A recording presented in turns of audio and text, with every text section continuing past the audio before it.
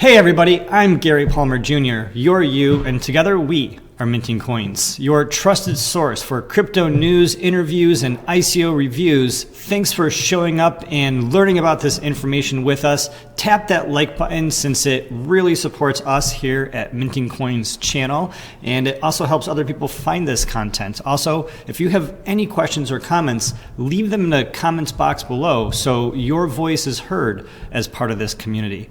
In today's episode, we're going to be talking about what just happened in the Senate, what just happened in this cryptocurrency blockchain hearing between the SEC and the CFTC.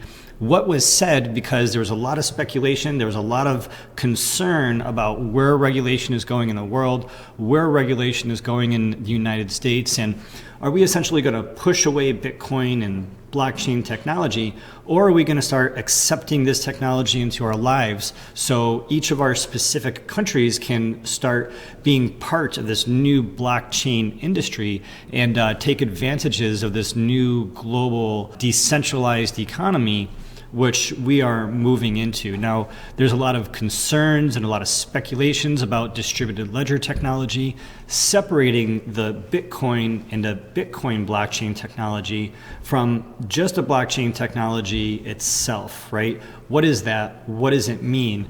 We have a lot to review. We have a lot to go over. And through the course of this year, we're going to be going over each of these details. What's most important that we recognize is that without Bitcoin, there would be no blockchain. And there is a difference between Bitcoin, the decentralized token, and the Bitcoin blockchain. But the Bitcoin and the Bitcoin blockchain were the first in this world, they're the biggest in the world. Without the one, there wouldn't be the other. And if you ask us, in our opinion and my opinion, Bitcoin is here to stay, and we are expecting the price of Bitcoin to go to the moon. None of this is financial advice, and you really need to not trust anybody, because blockchain technology is about verifying information, not just trusting what we're told. And so we're going to go over some information here. We're going to go over what happened at a high level in the Senate hearing. We're going to then follow this video with the entire hearing so you can watch the whole thing, and then take that information, validate what you're hearing, and then follow through to make sure that what people do in the future is matching up with what they're saying today.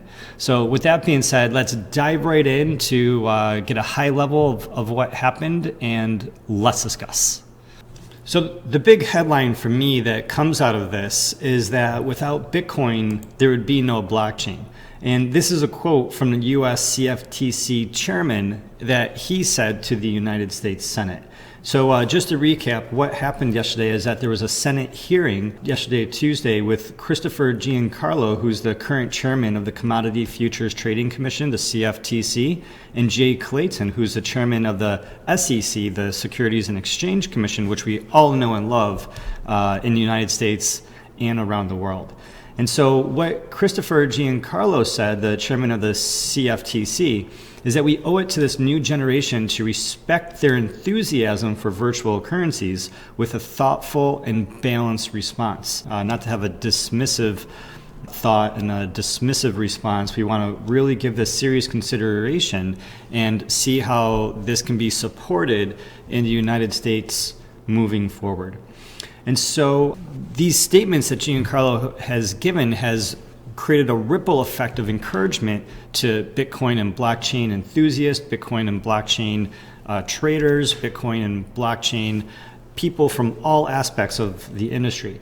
And so he assured people in the industry by saying that blockchain and Bitcoin cannot be separated so easily. They are closely tied together, perhaps inseparable. He goes on to say that it's important to remember that if there was no Bitcoin, there would be no distributed ledger technology, no blockchain technology, and essentially saying that Bitcoin is the first, Bitcoin is here, and Bitcoin is here to stay. So Giancarlo, who is an avid blockchain supporter in the first place, goes on to point out that the blockchain technology could have made it a lot easier to understand the mortgage holdings during the financial crisis of 2008, which led to the financial collapse, which led to the creation of Bitcoin, or at least the launch of Bitcoin. Giancarlo went on to say that 66 million tons of American soybeans were just handled through blockchain technology. And so Bitcoin and blockchain technology is being used right now in real logistics and transportation systems. And this is a very real benefit. It's a very real technology that has very real application and can only grow to benefit society, which are more and more reasons why this needs to be taken seriously, especially by the people who are currently dismissive, who may not understand this technology. And so the pin here in his testimony between his advocacy of Bitcoin and blockchain technology and his role as a regulator is to say how Bitcoin and blockchain technology will be realized and when it's going to be realized are the challenges that they're focused on. He's not dismissing it. He believes it has enormous potential. Essentially, he's saying that it will be realized and in some way it will come to fruition, but it's really on their plates, their responsibilities from an American regulative perspective to guide how it's going to be realized and when it's going to be realized, because essentially they want to be very, very aggressive against the fraudsters and the manipulators. So people involved in this technology, people like the chairman's very own niece, can participate in this new industrial order without fear of fraudsters and manipulators out there in the market. So needless to say, people are very, very excited for this chairman. They're seeing him as a friend. They're seeing him as one of us. And people are just very excited that there's an advocate on the inside who's saying without Bitcoin, there's no blockchain, and there will be blockchain, therefore there will be Bitcoin.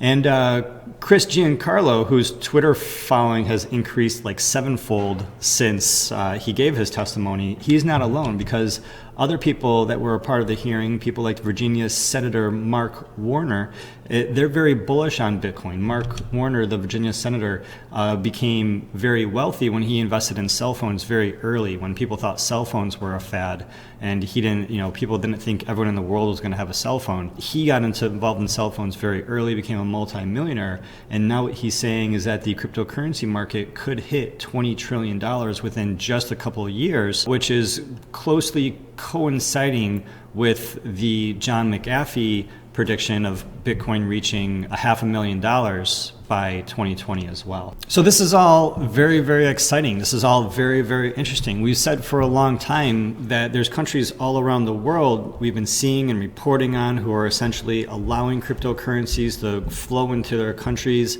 very carefully while not allowing for a lot of money laundering or illegal activity. They still want the blockchain to come into their nations. They want the technology to come into their nations. They want the brain power to come into their nations. They're recognizing that this next layer of infrastructure could give huge competitive advantages to degrees of magnitude greater than other places in the world, other nations in the world, which don't lay down the infrastructure of blockchain technology. Could you imagine what if there were nations in the world that refused to lay down phone wire, or that refused to lay down fiber optic wire, places that refuse to allow the technology that increases the innovation, that increases the education, that increases the business, that increases the economy?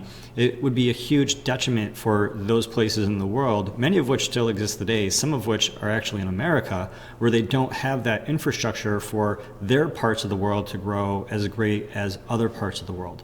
Well, those were phone lines, and that was silicon and fiber optics. Now we're talking about this distributed blockchain technology and what this means for nations around the the world. Traditionally here, while other countries have been allowing this technology to enter inside their borders, the United States of America pretty much has been pushing out this technology, has been pushing out people, has been going after people with the Department of Justice and the criminal system instead of treating these developers and treating people in this industry as leaders of the next generation of technology. It has done the opposite. So long story short, the hearing that we're about to see shows how America may be pivoting, shows how the financial system may be pivoting, and how the financial system, the regulators inside the nation of the United States of America could be gearing the lawmakers, directing the lawmakers toward laying down the legal framework for unification of this technology across the world. It's still, I throw a lot of caution here, it's still your responsibility and the responsibility of each of us to be paying attention to what comes next, what follows, so we can be sure that what people are saying now, which we like to hear, which sounds very good, matches up with the world that we are forced to live in as citizens or persons or people within inside the borders of jurisdictions that have these different levels of regulation. This is our time to guide where technology is going. This is our time to be part of this conversation. Let it be that you support governments, generally speaking, or that you don't support governments. Maybe you believe in big government, maybe you believe in small government, maybe you believe in no government. Whichever level of government that you believe in, this is still an opportunity for us to be part of the conversation and for us to get other people a part of the conversation. So with all that being said, leave your questions and comments in the comments box below, especially as you're watching the hearing. Like this video if it has provided you any value, and I'm glad that together we are minting coins. The committee will come to order. This morning we will receive testimony from SEC Chairman Jay Clayton and CFTC Chairman Chris Giancarlo on the growing world of virtual currencies and the oversight conducted by their two agencies. And welcome, gentlemen. Virtual currencies are meant to act as a type of money that can be traded on online exchanges for conventional currencies, such as dollars, or used to purchase goods or services predominantly online. Additionally, developers, businesses, and individuals are selling virtual coins or tokens through initial coin offerings, also known as ICOs, to raise capital. Over the last year, many Americans have become increasingly interested in virtual currencies, especially given the meteoric rise in valuation and recent fall of Bitcoin. Just for perspective, on January 2 of last year, Bitcoin broke the $1,000 barrier, then peaked in December of 2017 at almost $20,000, and as of this morning is trading at roughly $6,900. Today, the market capitalization of Bitcoin is roughly $115 billion. This is an incredible rise given that in 2013, when this committee had subcommittee hearings on the topic, the total value of Bitcoin in circulation was approximately $5 billion. As virtual currencies have become more widespread, financial regulators and heads of financial institutions have noticed and voiced their opinions.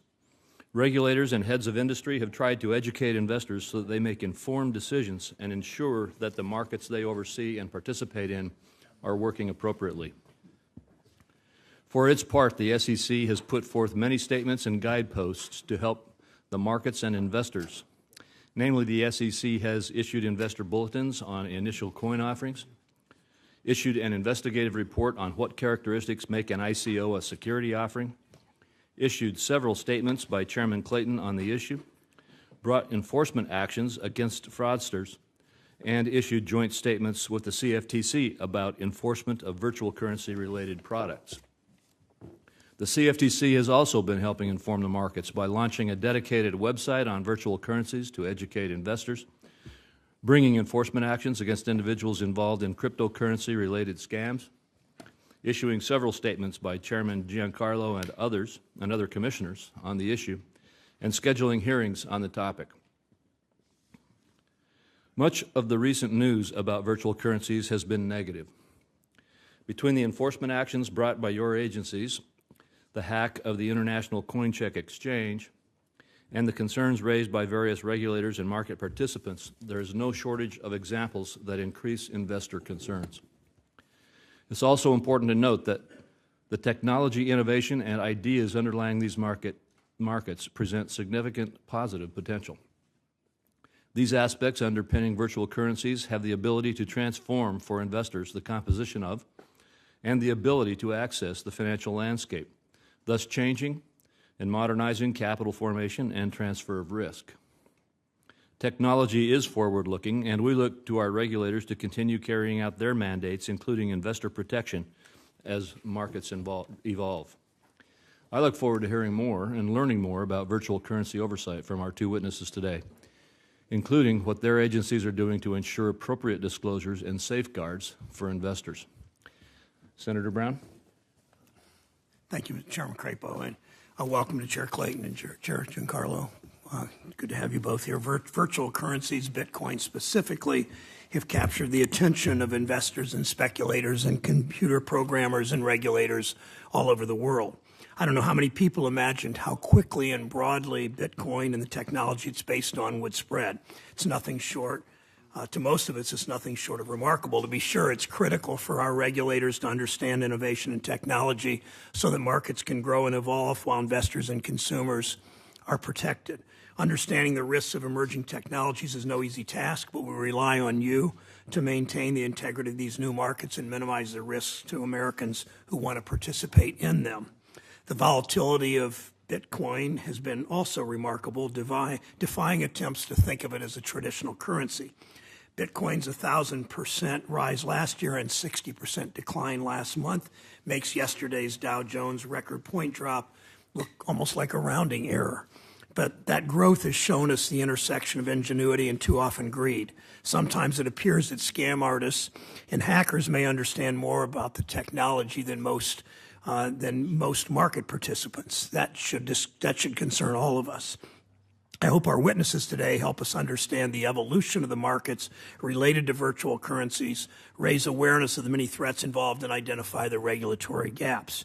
Each of you has made several public statements recently explaining the threats to investor protection and the potential for abuses in virtual currency markets. I understand neither the SEC nor the CFTC has sufficient authority to police all aspects of virtual currencies. But you must make the most of the authority you have. As you both noted in the Wall Street Journal, Bitcoin mania has some analogies to the dot-com bubble of the late 90s. I hope there are lessons from that era you draw on to do your job to protect investors. In addition to the investment risk, virtual currency may be used to fund illicit activity, especially outside the United States. I know the regulatory framework in many other countries is still in development. I'm pleased that the U.S. and FinCEN in particular has been a leader, but we can do more. I hope the chairman agrees with me the committee needs to look closely at the gaps in regulation in this area and to review our agency's ability to get ahead of the curve. As you begin to adapt to the unique enforcement and regulatory demands posed by virtual currencies, I call on both of you not to forget your day jobs, as Chair Clayton and I talked the other day, not to forget your day jobs to pursue and punish misconduct, more traditional misconduct, but very serious misconduct, wherever it might appear. That means Main Street. It also means Wall Street. I'm concerned it's business as usual when it comes to violations by the big banks. Just last week, the CFTC imposed penalties on 3 big banks for market manipulation. Good, but then decided those firms deserved waivers from bad actor provisions under the securities law. That might make sense if this were an isolated incident, but the banks in question have something like 68 violations over the last 10 years, so it's very, very serious. Too often we see big banks pay fines and move right along with little contrition and, frankly, no serious punishment. Recidivist violators won't stop breaking the laws if your agencies serve as sanctuaries. I've raised the issue of waivers over the years. I'm disappointed in your unwillingness to pursue every avenue available. It's clear that virtual currencies bring us into a new age, but that doesn't mean we overlook the basic principles of going after the bad guys and being tough when they are repeat offenders. Thank you, Mr. Chairman. Thank you, Senator Brown. Now we will turn to the testimony of our witnesses, and first today we will receive testimony from the Honorable Jay Clayton, Chairman of the U.S. Securities and Exchange Commission. Following him, we will then hear from the Honorable Chris Giancarlo, Chairman of the U.S. Commodity Futures Trading Commission. And gentlemen, again, we welcome both of you here. Appreciate you coming to share your knowledge and understanding on this issue with us. And Chairman Clayton, you may proceed. Thank you. Chairman Crapo, Ranking Member Brown, distinguished senators of the committee, thank you for the opportunity to testify before you today on the important topic of cryptocurrencies, initial coin offerings, and related trading activities. The total market capitalization of all cryptocurrencies was estimated at $700 billion earlier this year. In 2017, ICOs, initial coin offerings, raised nearly $4 billion. These markets are local, national, and international. Today, I will attempt to level set where we stand from a market regulatory perspective. My remarks may be viewed by some as overly simplistic, but they reflect how I present these issues to Main Street investors. For ease of analysis, I break this space into three categories. First, a promising new technology referred to as distributed ledger technology or blockchain. Proponents of this technology assert that it will bring great efficiencies to our national and global economies, including our capital markets. I hope that it does. And the Commission looks forward to working with market participants who seek to bring efficiencies, including more effective oversight, to our markets. The second and third categories are cryptocurrencies and ICOs, which are subsets of the products seeking to take advantage of the commercial opportunities presented by blockchain technology. One is promoted to be a replacement for dollars. The other is like a stock offering. Cryptocurrencies. Some of the more widely known cryptocurrencies were introduced as substitutes for traditional currencies, such as the US dollar or the euro. Those who promote these so-called virtual currencies have asserted they will make it easier and cheaper to buy and sell goods, particularly across borders. They have asserted that transaction and verification fees and costs will be eliminated or reduced. To date, these assertions have proved elusive in many areas. ICOs. From what I've seen, initial coin offerings are securities offerings. They are interest in companies, much like stocks and bonds, under a new label. Promoters use the term coin based on the fact that the security being offered is represented by a digital entry or coin on an electronic ledger, as compared with a stock certificate and a related entry in a company's records. You can call it a coin, but if it functions as a security, it is a security. Also importantly, an ICO may have nothing to do with distributed ledger technology beyond the coin itself. Buying an ICO does not mean you are investing in blockchain-related ventures. There are many problems with the way cryptocurrency and ICO markets are operating, but two are worth particular attention. First, the markets for these products have substantially less oversight than our traditional securities markets. To be blunt, if you are trading cryptocurrencies on a platform that looks like a stock exchange, do not take any comfort from that look. Our stock exchanges have extensive rule sets, and they are required to conduct surveillance. Also, broker-dealers who facilitate securities trading have capital and conduct requirements. These requirements and others, without a doubt, are necessary to protect those markets and our investors. Second, many ICOs are being conducted illegally. Their promoters and other participants are not following our securities laws. Some say this is because the law is not clear. I do not buy that for a moment. The analysis is simple. Are you offering a security? If so, you have a choice. Follow our private placement rules or conduct a public offering registered with the SEC. A note for professionals in these markets. Those who engage in semantic gymnastics or elaborate structuring exercises in an effort to avoid having a coin be a security are squarely within the crosshairs of our enforcement division. So what are we doing about these problems? I look forward to discussing with you that question in more detail, but we'll start with a comment on jurisdiction and a comment on enforcement. We, the SEC and the CFTC, do not have direct jurisdiction over the popular markets that trade true cryptocurrencies.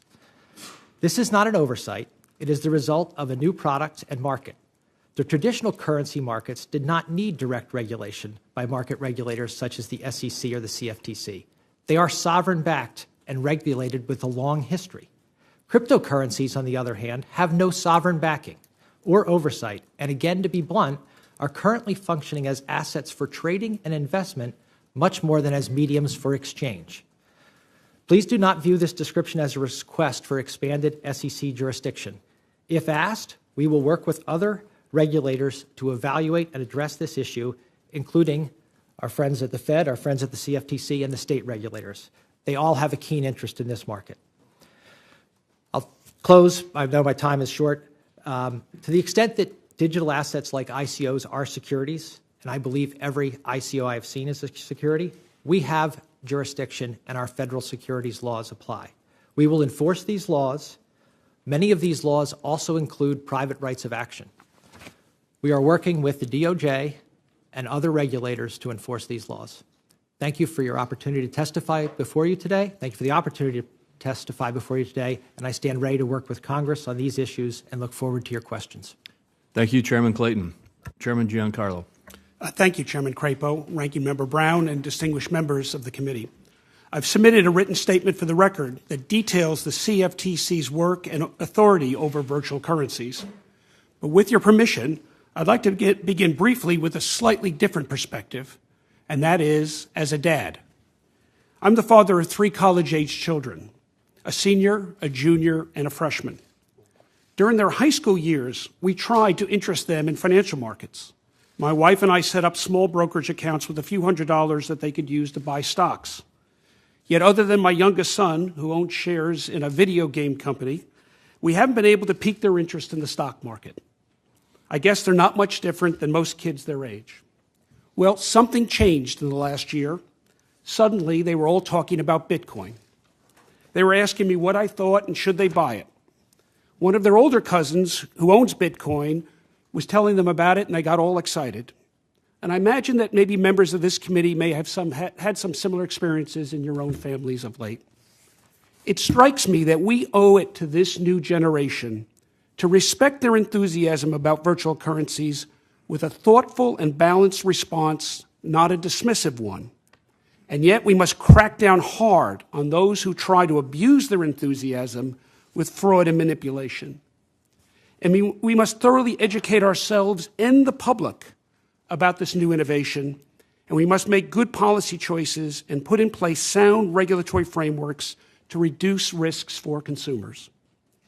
Putting my CFTC hat back on, I suggest that the right regulatory response to virtual currencies has at least several elements. And the first is to learn everything we can. At the CFTC, we've launched a new initiative called Lab CFTC to engage with these innovators and inform the agency about virtual currencies and other financial technology. Next is to put things in perspective. As of 8 a.m. this morning, the total value of all outstanding Bitcoin is about $113 billion. We have a slightly different figure than you have, Chairman, but close. But the point is that that's less than the market cap of one large publicly traded company, McDonald's. The total value of all virtual currency in the world is around $313 billion. In comparison, global money supply is around $7.6 trillion. And because Bitcoin is sometimes compared to gold as an investment asset, the value of all the gold in the world is around $8 trillion, which dwarfs the size of the virtual currency market.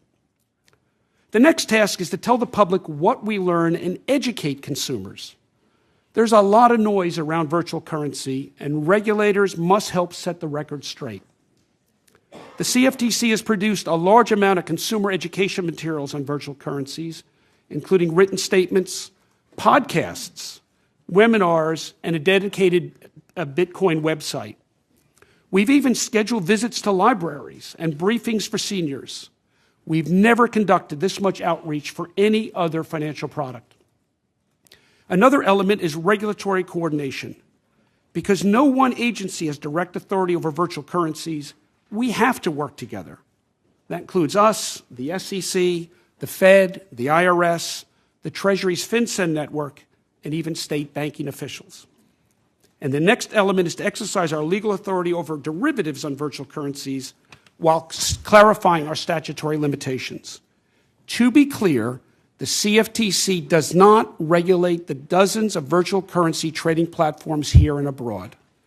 We cannot require them to meet requirements like trade reporting and market surveillance, standards for conduct, capital requirements, or even cyber protections or platform safeguards. These are all standard regulations in the futures markets we oversee. Yet through our authority over commodity derivative markets, we do have enforcement power over spot coin markets. And with newly launched Bitcoin futures, the CFTC can now obtain trading data and analyze it for fraud and manipulation in 5 underlying spot markets. And that leads to the final element, and that is tough enforcement. Led by the CFTC's Virtual Currency Enforcement Task Force, we've launched several civil actions over the past few weeks, cracking down on fraudsters and manipulators, and more will follow. In closing, I want to quote something that Chairman Clayton and I wrote recently in the Wall Street Journal. These markets are new, evolving, and international. They require us to be nimble and forward-looking and coordinated with state, federal, and international colleagues and engaged with important stakeholders, including Congress. I'm glad to be with you today, and I hope my kids are listening. Thank you very much. Thank you, Chairman Giancarlo, and I'll begin the questioning. First, I will say I've had those dinner conversations with my own children, and you're right. This is an incredibly interesting but growing new area of financial challenge, particularly among at least my children and yours. Both of you have said in one way or another that neither of your agencies have complete jurisdiction over cryptocurrencies. The question I have is whether you have sufficient jurisdiction. And I'd like both of you to address that question. Should Congress address revising and refining our financial law so that one agency or a group of agencies have complete jurisdiction? Or if you look at the jurisdiction of all agencies today, do we have sufficient jurisdiction in place today? Chairman Clayton? Well, thank you. And in my position, you're always cautious about speaking for other agencies, so I thank you. Understood. For saying that we should all come to be very direct, we should all come together, the federal banking regulators, the CFTC, the SEC, there are states involved as well, and have a coordinated plan for dealing with the virtual currency trading market. I think our Main Street investors look at these virtual currency trading platforms and assume that they are regulated in the same way that a stock exchange is regulated. And as I said, it's far from that. And I think we should address that issue. So am I hearing you say that you don't think we need to have additional legislative authorities? I think we may. I think we may. So first you should get together and tell us what you can and can't do, and then advise us. I think that's a very good way to put it, Senator. Chairman Giancarlo? I think that's exactly right. I think the first step is to recognize where the gap is. So there is, as we both said in different ways, what we call the spot market for Bitcoin is not a regulated marketplace. Now, for us at the CFTC, we're familiar with that because we generally don't have regulatory supervision over the spot markets for which derivatives apply. That is a longstanding basis. We regulate derivative markets. The underlying markets we surveil, and we will take enforcement action for fraud and manipulation, but we don't have the ability to set the standards on those markets. And that's what we have today in Bitcoin.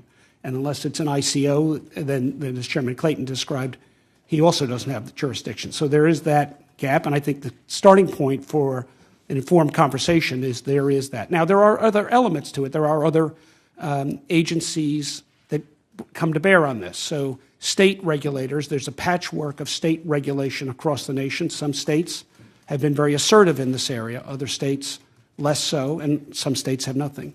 FinCEN, as you referenced, has also been active in the area in terms of anti-money laundering and know your customer requirements. So there's a patchwork here, but there's not a comprehensive structure, and that's something that I think is a policy discussion, an important one to be had. All right, thank you. And you've led to my next question. Much of the activity in the virtual currency markets is cross-border and international. And so that raises, obviously, the question of what challenges does that present, and what is the appropriate role for FinCEN? Both of you, I'd like to respond. I only have about a minute left, so take about 30 seconds each, if you would. I will try to be quick. The international nature of this market is why a patchwork is probably not sufficient if it's going to continue to develop as a significant market and one that our Main Street investors access. From FinCEN's perspective, there are reports that we all have heard that this currency, these cryptocurrencies, are used for illicit activity. I think FinCEN has been stepping up in that regard, and I encourage them to continue to do so. And this challenge of global markets is a challenge that I think we face now in many regards in the 21st century. With the dawn of the Internet, markets have become truly global, and not just in virtual currencies, but so many things. And it does become a challenge as we think about regulation. We certainly have had that challenge working with overseas regulators in the area of derivatives regulation as a result of the Dodd-Frank Act. The challenge of bringing these regulations together in a comprehensive whole is really a tremendous challenge for all of us. So in this area, it requires a lot of new thinking. Well, thank you. I appreciate your remarks from both of you on these issues, and I would encourage you to form that work group, get together between yourselves, the state regulators, other appropriate federal regulators, and evaluate exactly what our regulatory structure should look like in America to deal with this, and let us know your thoughts, your further thoughts on that. I'd appreciate that. Thank you. Senator Brown. Thank you, Mr. Chairman. Chairman Clayton, again, nice to see you. Last year, initial coin offerings raised about $4 billion globally. You've testified that SEC is focused on policing these transactions to protect investors. How much of that $4 billion was raised in the U.S.? It's not clear.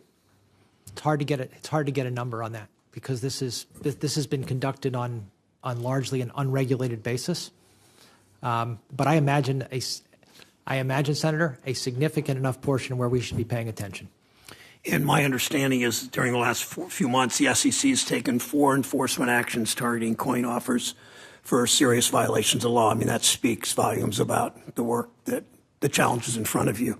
The chairman, in response to the chair's question, you both talked, leading with you, Chair Clayton, about agencies working together and the importance of that on this and other issues. Your testimony highlights cooperation between the SEC and CFTC, Chair Clayton, regulating Bitcoin and other virtual currencies. It doesn't mention any cooperation with the Consumer Financial Protection Bureau. Hundreds of consumers have filed complaints with the Bureau about virtual currencies. How have you been coordinating your work specifically on this, but in other areas too with CFPB? On this area, largely through the FSOC. At the FSOC, I believe I have made it very clear my views in this area, and that this is an area that we should all be on the lookout with regard to from each of our perspectives. The CFPB is a member of FSOC, and they have heard my comments there. On an enforcement perspective, we're in the securities area. We don't see the CFPB on the securities side of this. I'm not aware of any direct coordination on a particular enforcement action, but I could check on that. Okay. In the past few months, Deutsche Bank, Credit Suisse, UBS, HSBC have been fined over $300 million by other regulators for various forms of market manipulation. But SEC has been quiet under your watch. One study by a Georgetown law professor found that SEC has, quote, virtually stopped enforcement actions against large entities, often referred to as Wall Street firms. How do we have confidence, Mr. Chairman, that the SEC is willing to hold Wall Street accountable when the trend in penalties and actions is going the wrong way? Yeah, I actually saw that. I saw that report. It probably doesn't come as a surprise to you that someone sent it to me. I found it annoying, to be honest, because it didn't reflect the fact that the gestation period for the cases we bring is roughly 22 to 24 months. So any type of statistics necessarily have a latency period to them. Our enforcement division put out a report that talks about the numbers in a comprehensive way. I'm happy with that report. I'm also confident that the people who are in our enforcement division and leading it, many of them former federal prosecutors, 2 of them heads of the Securities Task Force in the Southern District of New York, former heads, are pursuing our securities laws vigorously. I have no doubt. They come to work every day, and they have my full confidence. Well, I hear you say that, and I believe you when you say that. I remember the last SEC, and it wasn't you, the last SEC under a Republican president, how they were asleep at the switch. So as the chair of the governor of the Richmond Federal Reserve used to tell me, watch us and let us know you're watching us. But I'm further troubled by a statement by one of the SEC's enforcement co-directors last fall that SEC might lose 100 of its enforcement staff by not replacing those who leave. Compared to 2016 figures, this would reflect a 7% reduction in enforcement headcount. So how are you going to stay on top of developments in virtual currencies and the other enforcement, all the other areas that we just talked about, and to be able to fight traditional misconduct? How are you going to do that when you're not replacing if in fact that's the case? That is, Senator Brown, personnel is my biggest challenge at the moment. And we have a hiring freeze as a result of natural increases in costs, a hiring freeze, and people retiring or taking other jobs. It reduces the size of the workforce at the SEC. I could use more people in enforcement. I could use more people in trading and markets. Those are the 2 areas where I think the American people would get the greatest return for additional bodies. So when you come in front of us, and I appreciate your candor, when you come in front of us and tell us that you're having trouble filling those jobs and no trouble. I'm not. I just can't. Well, okay, I guess trouble that way. All right, because of the freeze. Isn't that message to those who want to game the system and those who want to defraud the system? Isn't the message as the SEC is not the cop on the beat that even the new chair wants it to be? Do I want more bodies to do more? Yes. Is the message that somehow we're asleep at the switch? Absolutely not. And with your budget that's coming out, our understanding is the budget. I hope the freeze is lifted. I hope the budget is enough, and I hope that you will speak to us and ask, particularly people on the other side of the aisle, for the dollars you need and the flexibility you need to put those cops on the beat. I think I've been very straight about incremental amount of money and where I think value can be added. Thank you. Senator Shelby. Thank you. Thank you, Mr. Chairman. Chairman Clayton, you and Chairman Giancarlo, you're chairman of 2 powerful regulatory bodies, but you have different jurisdictions. Anything that smacks of security comes somewhere in your range, does it not? Dealing with a commodity, something that could be deemed a commodity, clearly comes in your range. The Federal Reserve is the biggest bank regulator we have, and also and Treasury is involved in this. How are you going to put together a task force? Can you do it on your own through the administration to deal with the cryptocurrencies? Because you got the Fed, you got the Treasury, you got the commodities, you got the securities. Perhaps some others that we hadn't thought about before this gets out of control somewhere in the world. Let me start, and yes, sir. Chris can comment, by recognizing the Treasury Secretary. He has brought us together. That's good. The CFTC, the SEC, and representatives of the Federal Reserve to talk about this, because, Senator, you're exactly right. The funny thing about these cryptocurrencies is they only work if they're integrated with, they only work for their purported purpose if they're integrated with the financial system. And so, therefore, it necessarily touches on all of our regulation. But, Chairman? Just reinforce that. The Treasury Secretary has been out on front on this. He has formed a virtual currency working group of ourselves, the SEC, the Fed, and FinCEN.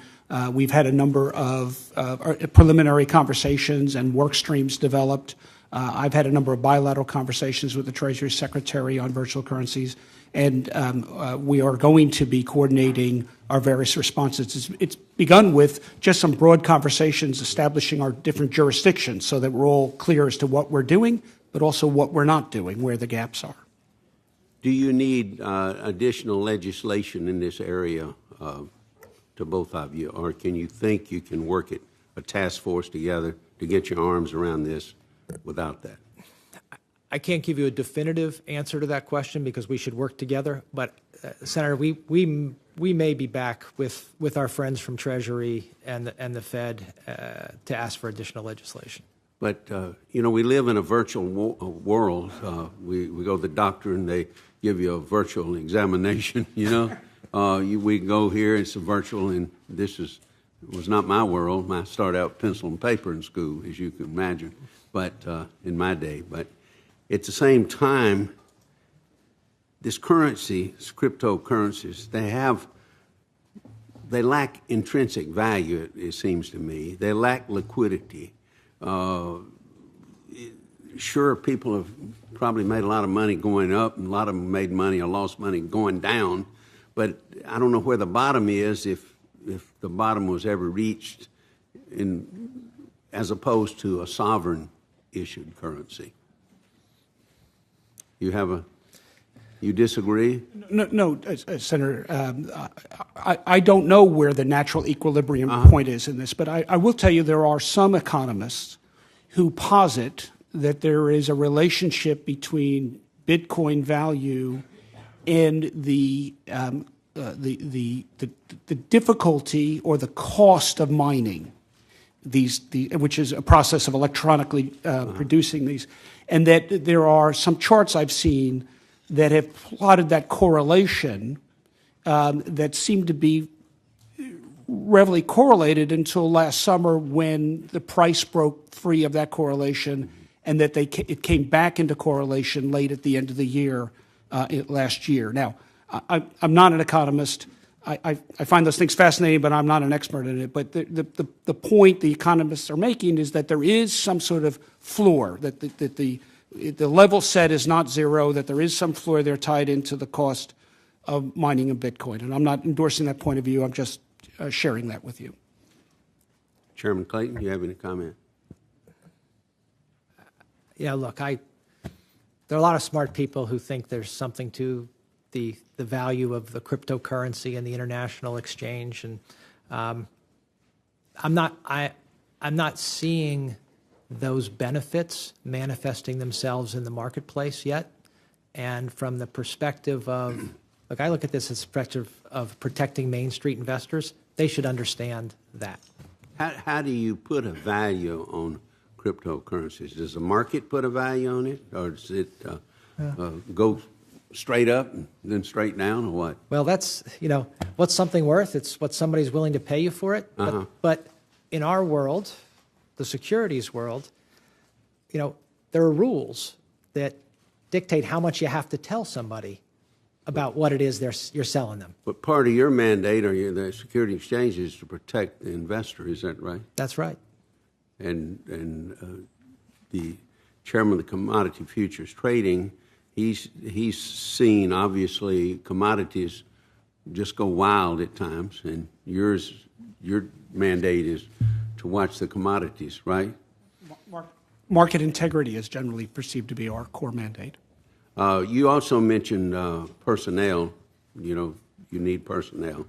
There's a hiring freeze on. We talked the other day about this gets in the realm of appropriations and so forth. I'm hoping that we will give you every tool you need to do your job and to hire the people that you need to execute that. Thank you very much. Thank you. Senator Reid. Oh, thank you very much. Thank you, gentlemen, for your testimony. And following on the questions of Senator Brown and Senator Shelby, you do need more personnel, but very specifically, do you have the technologists, the computer experts that can begin to understand how these cryptocurrencies work, the cryptologists, and not just to sort of on a day-to-day basis, sort of, give you the temperature, but look ahead and say this is the direction it's going, which could have very significant deleterious effects. Do you have anyone like that on the staff? The answer to your question is we formed a cryptocurrency working group, a cyber group. They've done an exceptional job getting up to speed on this in a short amount of time and identifying some of the very issues you talk about. In an emerging area like this, could you use more horsepower? Always. You make a very good point, Senator, on looking out across the international nature of this and trying to understand where it's going to land, and do the things that people say add up. That is a very important. Where are the technologists located? If you don't have them, I presume you don't. Is it? We have what I would say it's a combination of economists and technologists. It's a question of, here's what the technology is, and does it make economic sense? We have those people in our economics division, DERA, and we also have some of them in enforcement, and they work together. But you need more. Yeah, I'll take that as a yes. Mr. Giancarlo, same question. Do you have the technologists? Are you working together? Thank you, Senator Reid. We've done a couple of things in 2017 to, as Senator Brown said, to get ahead of the curve. We hired the agency's first ever chief innovation officer, someone who comes with a deep background in a lot of these new financial technology innovations. We also created something called Lab CFTC, which is our innovation hub. And you asked, where's it located? It's actually located in New York City because so much of this innovation is taking place there, and we wanted to be close to these innovators to learn from them. But in terms of protecting consumers, we also formed a virtual currency enforcement task force. It was actually that task force that recently brought 3 civil actions against Bitcoin fraudsters. And as I said in my testimony, there's more to come. And as to the resource questions, we do need more resource. I used our bypass authority last year to put forward a budget request of 13% over our budget. We had been flat funded for 3 years, and we do need additional resources. And built in those resources are additional resources for fintech generally and cyber and cryptocurrencies specifically. Let me just elaborate a bit. We continue to refer to Bitcoin. That is just one cryptocurrency. They seem to me and proliferating. That every day there's a new variety of cryptocurrencies. Some of them out and out fraudulent, some of them based on the same Bitcoin technology or processes. But just the sheer expansion of these cryptocurrencies is an issue, one. And then two, because my time is short and I have one other slightly unrelated question to Chairman Clayton, is are you tracking all these different daily emerging currencies, one? And two is, again, it goes back to my sort of step back question, is someone looking long-term at the systemic effects? Where are we going to be? This is eerily reminiscent of the late 90s in derivatives, which were nominally small parts of the market that were esoteric, et cetera. And then, of course, 10 years later, exploded. So why don't you start with Mr. Giancarlo and the chairman, and I'll finish up with the chairman. Thank you very much. So you're absolutely right. Bitcoin is one of many. However, of the many, there's really a handful that have gotten significant traction, and so that's important though for listeners to know because so many of these are fraudulent, as you said. We went after one, and just mentioned it because I think it's interesting, called My Big Coin, which became known as My Big Con, by people that were defrauded by it. It was people that really were it was a Ponzi scheme. They were taking consumers' money and use it to buy houses and furniture and jewelry. And we went after them hard, and we will continue to do that.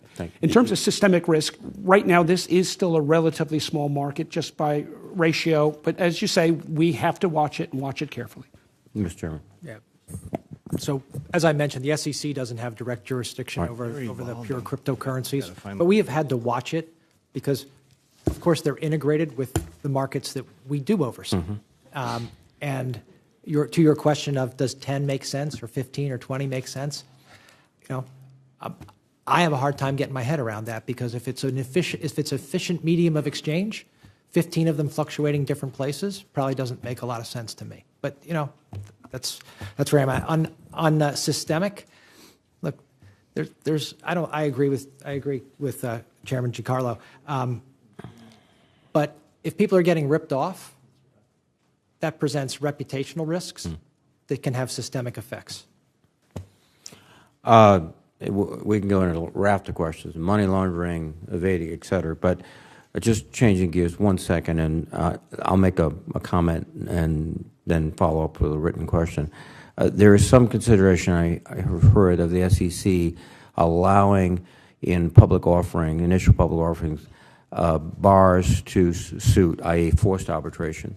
I think that would be a very bad idea, and I'll make the argument and write I'm to you. happy to address the question if you...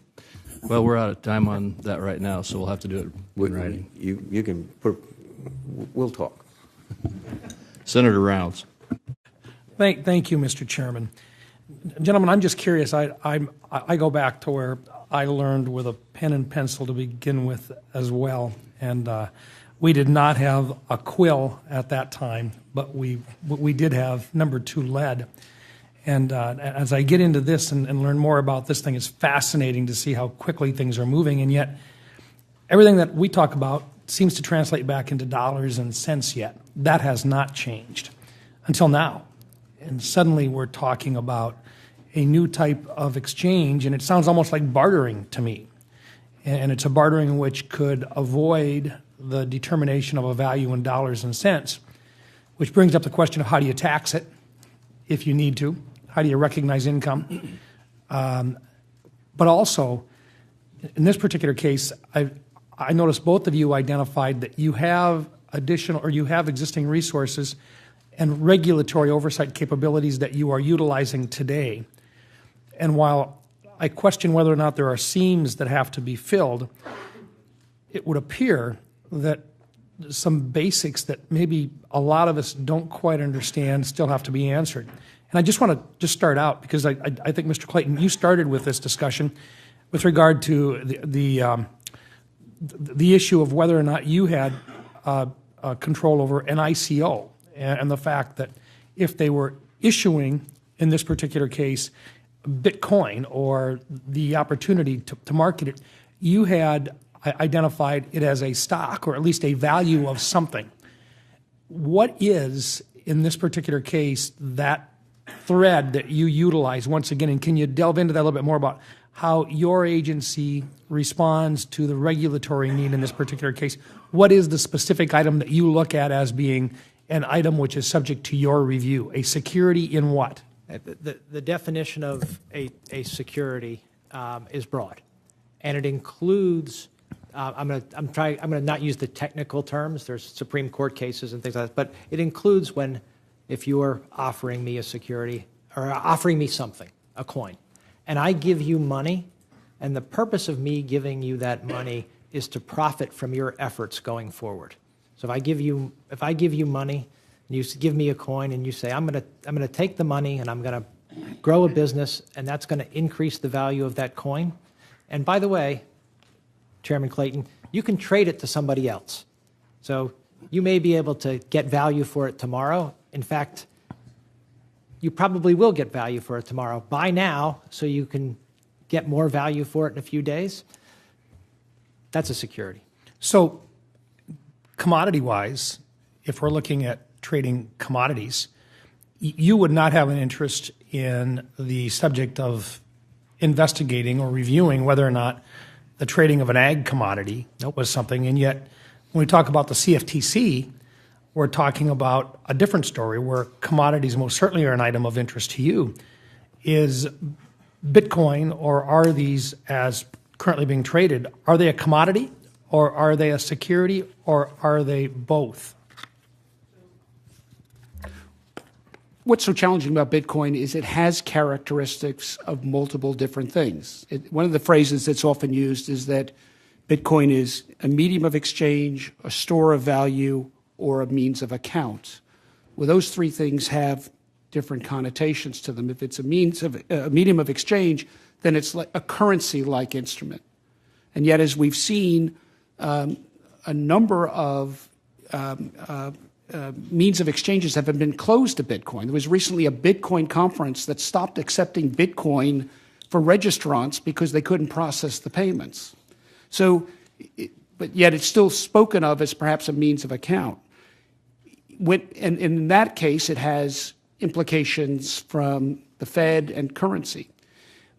From our point of view, when it's used as a store of value, then it's very much like an asset, like a commodity. And in fact, what we hear a lot of is people buying and holding. If you go onto the Twitter universe, you'll see a phrase HODL, which means hold on for dear life. And the thinking is that they buy it and hold it. In fact, I mentioned in my opening remarks my 30-year-old niece who bought Bitcoin years ago, and she's an HODL. She says, I'm going to own it. I don't know what's going to come of it, but I want to hang on to it. And she's not a fraudster or a manipulator. She's just a kid and believes in it. And, I was fascinated talking to her.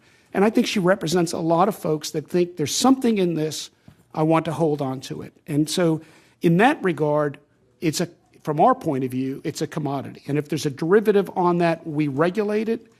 The problem is, in the cash market, we don't have regulatory authority, means we can't set the standards. But what we will do, and we are doing, is looking for fraud and manipulation.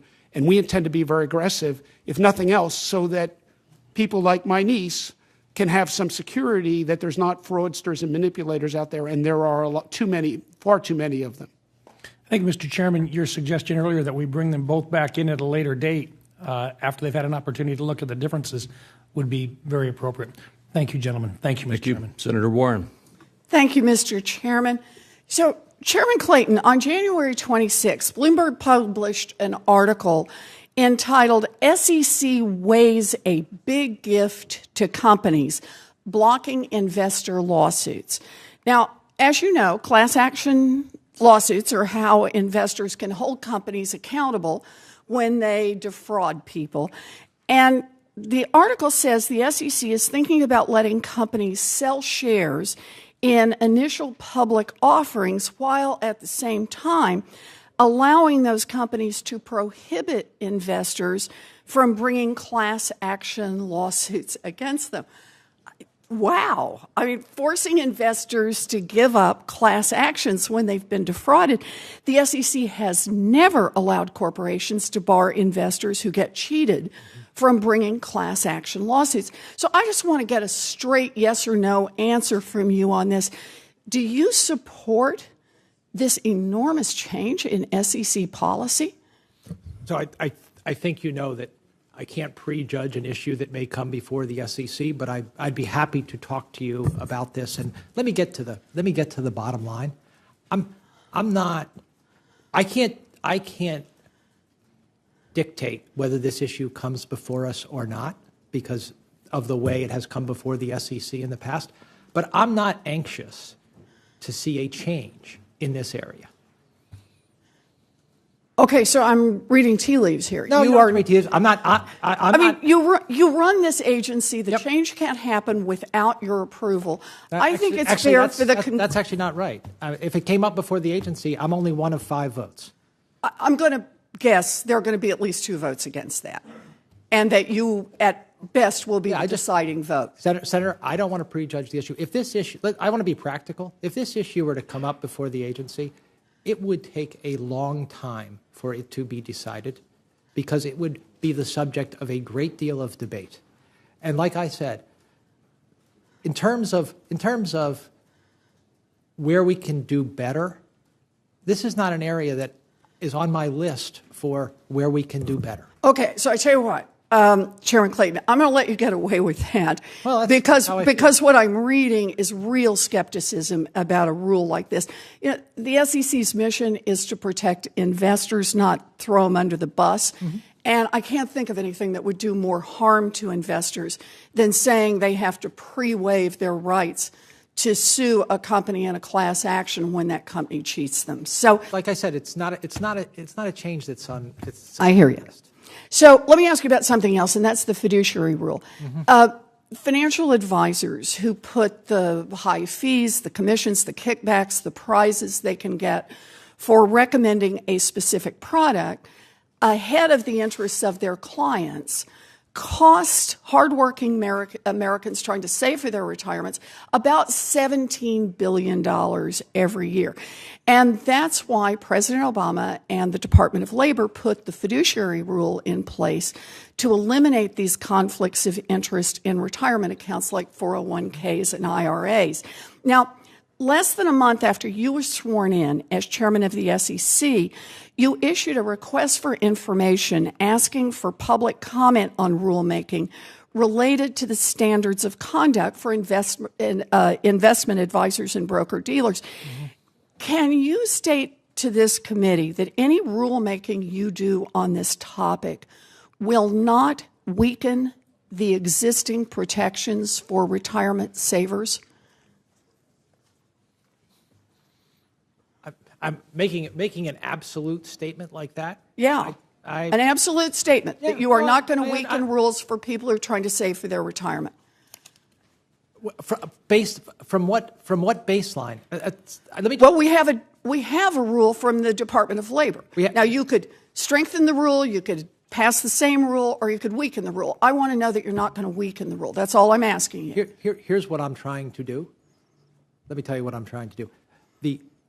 The relationship between an investment advisor, broker, dealer, and their client in a very simple area, they have a 401k, they have an annuity, and they have a few stocks, is regulated, throw out the banking regulators, it's regulated by no less than 5 people. And they all have different standards. My main objective is to bring clarity to that without jeopardizing investor protection. Well, that's how I'm. But that's the question I'm asking you about whether or not you're jeopardizing the protection that people are trying to save for their retirement get. I get that you could bring clarity. Clarity could be do whatever you want. Clarity is what is right now has cost American investors saving for their retirement $17 billion a year. I think it's a combination of an insufficient standard in some places, which we are looking to increase. I'm glad to hear that. A lack of clarity, and also the standard is only as good as the remedy available. And one of the things that I'm also looking at, believe me, spent a lot of time in this space trying to get it right. One of the things we're looking at is what dollars do you actually collect when somebody has done you harm? Because you can have a really strong standard, but if there are no dollars there, that's a problem. So I agree with you, Mr. Chairman. If you want to strengthen enforcement of this rule or strengthen the rule itself, count me in. But that's what the American people look to the SEC for. Thank you. I do. Thank you. Thank you, Mr. Senator Chairman. Perdue. I want to go change the subject just a little bit back to Bitcoin here, or to cryptocurrencies. We see in IPOs and tax jurisdictional arbitrage. Do you guys see that today in this developing cryptocurrency and also in ICOs? Chairman Clayton, you want to start with that? Yeah. And by the way, who pays for frivolous class action lawsuits? Who pays for that? Shareholders. Yeah. And investors, I would argue customers, employees, all of the above, right? Yeah. Would you answer that question for me, please? So regulatory arbitrage is one of many issues that I see in this market. To be frank, tax loss and things like that are there. Of course they are, because it's record keeping. It's difficult to trace. So where are the countries? South Korea and China are the ones that predominantly play in this world. You said before most of the current investment comes from the U.S. I'm not sure. I don't know if we all know enough yet to know that, right? South Korea and China are really heavily invested. In fact, South Korea has a new rule that says you have to use real name bank accounts in order to trade in this. Yeah, and those are the kinds of things I'm asking for. Is there arbitrage really going on around the world here? There is certainly regulatory arbitrage, but what you're making a great point, because this was a largely unregulated space across the world, and now what you're seeing is each country taking a perspective, a view, action, et cetera, which also goes to how functional is this asset class, and how would we regulate it, and how does it work? There's a lot happening that is beyond the kind of understanding of your average investor, how would you know? So how can we, in two agencies here, I understand there's interaction between all of our regulatory agencies, but there's also another axis here that you have to coordinate. That's the other country regulators as well. Correct. So I'm asking both of you, what are you seeing and what are you anticipating we need to do to make sure, either legislatively or rulemaking, to combat that? Chris, do you want to? Sure. Let me jump in. I'll just identify two areas of arbitrage we're seeing. One is regulatory, which I want to come to, but actually we're also seeing price arbitrage as well. There's something known as the kimchi premium for Bitcoin traded in South Korea because there's so much interest there that it drives the price up there slightly higher. So price arbitrage. But, you know, in the early days of many markets, every American city had a cotton exchange and the prices were different there before you developed a national market. So here we have different regional and international markets, and perhaps as this market matures, if it matures, a singular price may develop. On terms of regulation, unfortunately, I think that some time ago, perhaps middle of last year, there was this perception that Bitcoin was off the regulatory grid. And one of the things that Chairman Clayton and I have been working so hard to do is to disabuse that notion. Now, we are limited in our regulatory authority to set regulatory standards on these underlying platforms. But when it comes to enforcement, when it comes to ICOs, we're using our full authority to drive the message. And other countries are doing that as well. And we've had frequent conversations. I spoke recently, or had communication recently with the head of the Japan Financial Service Agency about some things that were going on there. Jay Clayton spoke very eloquently at the FSB meeting recently in Basel, Switzerland. We are beginning our communication with other regulators, and I think the message is getting through that this is not off the grid. And I think part of that is now you're seeing it in the Bitcoin price. As the word is getting out that we will go after misconduct, I think you're starting to see that reflect in the price, and I think that's an important step. Well, what little time we have left, I'd like both of you to respond to the pump and dump efforts that are underway right now. You see this beginning to develop. Can you, I know you're both involved in this, can you both address what your agencies are doing to combat that? Senator Perdue, this is one of the things that I'm worried that investors don't understand, which is when you have an unregulated exchange, the ability to manipulate prices goes up significantly. Right. And you know, just a few coordinated sales can change a price. Or an email, a fraudulent email. Correct. Yeah. I've mentioned we formed this virtual currency enforcement task force. I mean, we've got some really good people on this, and we've brought 3 actions in the last few weeks. I said there are more to come. There are more to come. We are digging deep and learning a lot and seeing a lot, and I don't want to get ahead of that other than to say that we are working the beat hard right now. And you have jurisdictional right to do that, right? We have enforcement jurisdiction. Yes, we do. Great. Thank you, Mr. Chairman. Senator Donnelly. Thank you, Mr. Chairman. Thanks to both the witnesses.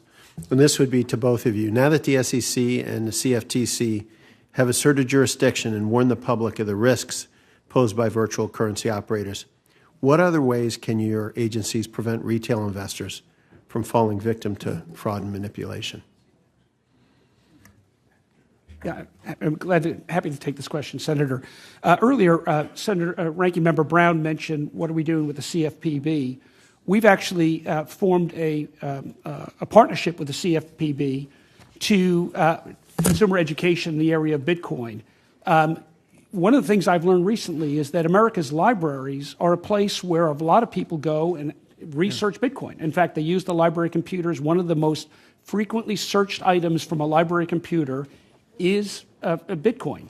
And so we're teaming up with CFPB to go out to America's libraries to educate librarians who often get some of the questions asked, to be able to direct library patrons to use our resources, our Bitcoin website and our other resources. So we are really getting very creative in the area of consumer education. I've mentioned we've got several podcasts on this subject, which are with thousands of downloads. We are working as hard as we've ever worked. We've never done as much work on consumer education as we've done with virtual currency. We also have an Office of Investor Education that has been engaged with a number of groups on this, and I think they've done a terrific job getting the word out. In terms of like getting the word out, though, there are financial intermediaries and other actors that we're counting on to act responsibly in this area. Okay. Deal with their well, let me ask you a follow-up, and it goes to the point you just made about the libraries and others. Are you concerned that retail investors will remain vulnerable to fraudulent and manipulative online solicitations that are sometimes more difficult for you guys to pick up? Senator, in the broad range of marketplaces, seniors seem to be the prey of choice for fraudsters and manipulators. Whether it's in precious metals, whether it's in foreign exchange, whether it's in a whole range of products, we see and we prosecute continuously fraudsters who seek to prey on either the less sophisticated seniors who maybe don't quite have the retirement nest egg that they believe they need and fall prey to get-rich-quick schemes or schemes that say we'll guarantee 100% returns and all kinds of nonsense like that. And it's a big part of our enforcement effort at the agency. Let me ask you this, and this goes to perspective and to hopes and dreams, but what warnings would you give? There was an article in the Washington Post yesterday, and it was about good, hardworking Americans, people who have worked really hard and want to have a pension. It was about a group of our friends and neighbors from Kentucky. And the title of the article was, "Bitcoin is My Potential Pension." What would you say to them to help protect them from winding up in a situation a few years from now where it didn't quite work out the way they were hoping? It's such a troubling development, Senator, unquestionably, which is why we're putting out so much materials. But what I would say to them is it's the same advice I'd give my children. If it sounds too good to be true, it is. If they're promising ridiculous returns, they're ridiculous. If you are going to give them money, you'd better be prepared to lose it. I agree with everything that Chairman Giancarlo said. I also would say this to them, which is there are things like disruptive technologies that come along, but they shouldn't disrupt the way you look at markets for us or the way you look at investing. Pumping all of your money into a disruptive technology has a very high likelihood of not working out for you as an individual. When we see disruptive technologies come along, there will be winners, but there will be many losers. Okay. That's the way it works. Let me ask you one other question. How can both of you best assist law enforcement and federal authorities to ensure these virtual currencies are not used by terrorist groups or nations like North Korea to evade sanctions? So we work very closely with law enforcement. We recently commenced a program with the FBI where we actually have FBI agents on secondment with our agency in order to look at this. At the end of the day, the use of these cash markets for that, it's going to require cooperation amongst multiple agencies, especially with FinCEN, who often, because of their anti-money laundering operation, may see some of these issues before we can, and then bring our expertise to bear and coordinate with our law enforcement agencies. Same here. I would supplement that with we also have a dark web working group that tries to monitor what's going on in that space in order to identify these types of issues. Thank you, Mr. Chairman. Senator Kennedy. Thank you, Mr. Chairman. Welcome, gentlemen. I think you're both doing a terrific job. Chairman Giancarlo, when is the last time you bought a stock, exchange-traded fund, mutual fund, or a bond?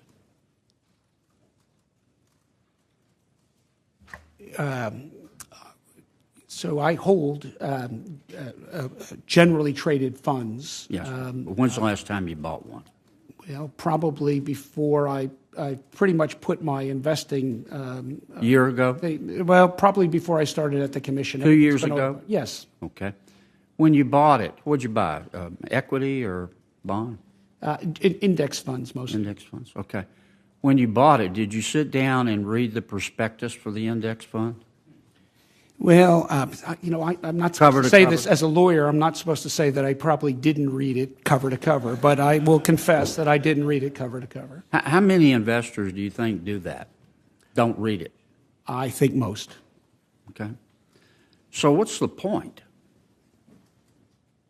I mean, we're talking about all the dangers and the risks of cryptocurrencies like Bitcoin. I'm putting aside the shyster fraud issue. I mean, what's the point of all this over-disclosure if nobody's reading it? Well, and why do we want to do the same thing with Bitcoin? I'll say historically it's been one of the foundational principles of our securities laws that adequacy of disclosure, full disclosure, is one of the building blocks. I will tell you, having been in business, that most business people will tell you they study the prospectus only to see what they can sue on if they need to sue on something if something goes wrong. I mean, I think you see where I'm going. I'm going to ask you both a philosophical question in a second about how far you think we ought to go to protect people from themselves. But I don't think the disclosure we have right now works.